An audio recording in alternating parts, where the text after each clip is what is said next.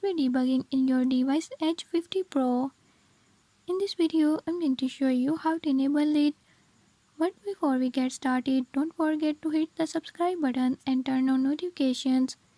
Make sure to watch complete video and learn how I can do it. Let's watch the video.